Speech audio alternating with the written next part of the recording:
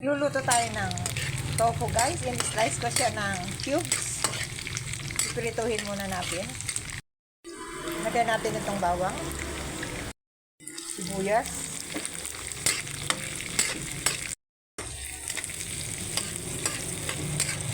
palabasin muna natin yung aroma niya.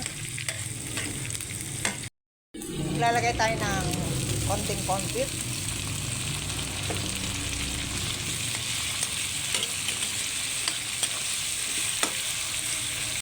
Lagay natin tong bitsuelas, green beans,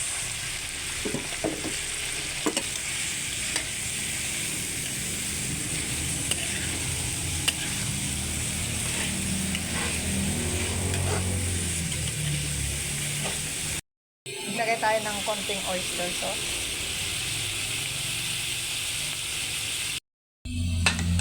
lagay natin itong sprout,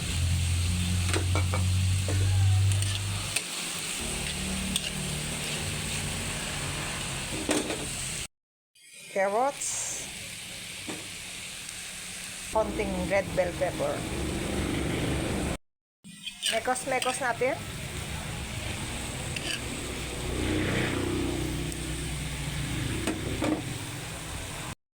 Lagay tayo ng konting patis.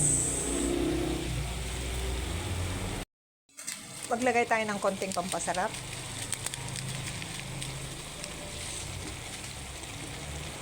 Halo natin.